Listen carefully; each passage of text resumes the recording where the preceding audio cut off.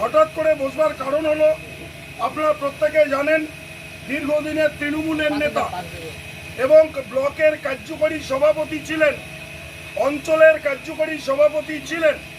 বিভিন্ন কারণে তিনি তিতিবিরক্ত হয়ে এবং তৃণমূলের অপশাসনের বিরুদ্ধে প্রতিবাদ করবার জন্যে আমাদের মাননীয় আশুতোষ বর্মা মহাশয়ের সমর্থনে আজকে বিজেপিতে যোগ দেবেন। এটা আমাদের একটা সান্ধ্যকালীন অত্যন্ত সুসময়। আমি জেলা সভাপতিকে অনুরোধ করব মিস্টার গাঙ্গুলিকে পতাকা তুলে দেওয়ার জন্য।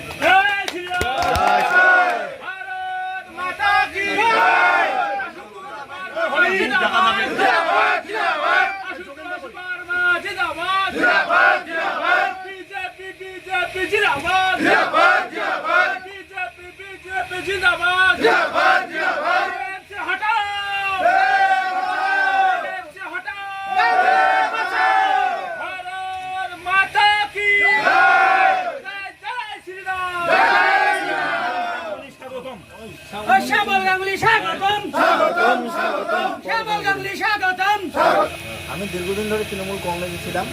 প্রায় 14 বছর ধরে তৃণমূল কংগ্রেসের সক্রিয় রাজনীতিতে শিবির ব্লকগুলো আমি করেছি। একসময় শিবিরগুলোতে আমি সহসভাপতি, কার্যকরী সভাপতি, শিবির 1 নং অঞ্চল সভাপতি, কনভেনার, প্রত্যেকটা দায়িত্ব সামলেছি। এবং জগদীশ বসু মিয়ার উনি যখন প্রার্থী হন বিধায়ক হিসেবে, তখন আমি অ্যাডিশনাল ইলেকশনের জন্য অ্যাকাউন্টেন্ট সব কিছুই ছিলাম।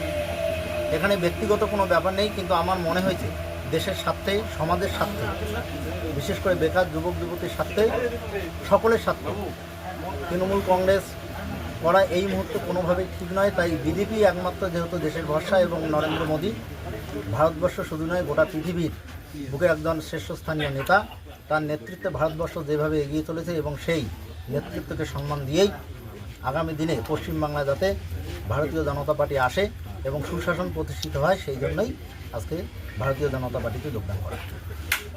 ভারত মাতা কি জয়! ভারত মাতা কি জয়! আপনি সাধারণ ভোটারদের কি বার্তা দিতে চান?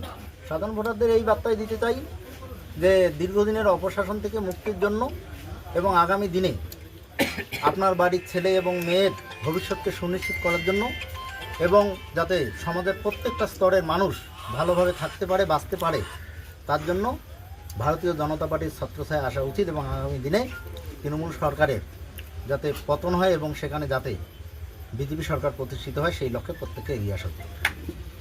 সাধারণ মানুষ তৈরি হয়ে আছে, শুধুমাত্র আগামী 23শে এপ্রিল 9 বৈশাখ ভোটদানের অপেক্ষায়। 4 মে ব্যালট বক্সে তার প্রতিফলন দেখবে। এটাই যে ভারতীয় জনতা পার্টি শুধু জয়ের জন্য অপেক্ষা করে আছে। 4 মে তার ফল প্রকাশ পাবে, এটাই সবাই অপেক্ষা করে আছে। বন্দে